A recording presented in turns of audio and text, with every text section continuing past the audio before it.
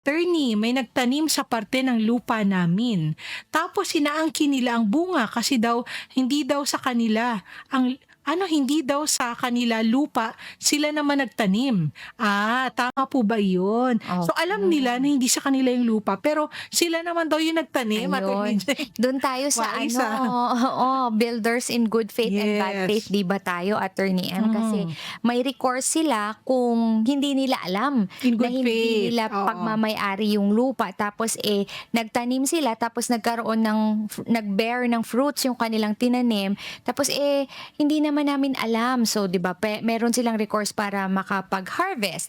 Kaya lang ibang usapan kung In in bad bad faith faith. sila, 'di ba, Oo. Attorney M? 'Pag in bad faith po, ibig sabihin alam ko na hindi ako yung may-ari o lalo na kung alam ko na may ibang nagmamay-ari. Correct, Pero oo. despite that fact, ako ay nag-decide pa rin na magtanim kasi sasabihin ko pa rin ako yung nagmamay-ari nung bunga nung Mm, tinanim. So iba po yung recourse. Kapag ka in bad faith, Attorney J, oo, oo, mahirap po kapag ka pipilitin mo na sa'yo mm, yun kasi in bad faith nga yan. Kung in bad mm, faith, ayan, kukunin yung puno daw, oo, nang oo, walang kabayaran. Kasi nga, oo. in bad faith ka, kumbaga hindi nire-reinforce ng Tsaka batas. alam nila at the onset na Mhm. hindi nila pagmamay-ari yung lupa. So kumbaga may Mhm. recourse sila na kunin yung lupa and then risk na nila yun. Nung nagtanim sila Mhm. doon, alam nila na hindi kanila yun. That anytime, it can be forfeited, di ba? Yan, na hindi Oo. sila mai-indemnify or mabibigyan ng bayad, no? Or Oo. magagamit yung Wala kanilang silang right to indemnity or kaya, mhm. hindi mababayaran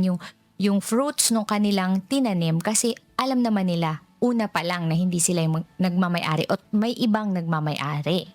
Ayun. Magiging ano na 'to, Oo. baka maging legal years na talaga. Oo nga. May ibang may nagmamay-ari. So, Dun 'wag na tayo. taniman po 'pag may ibang nagmamay-ari.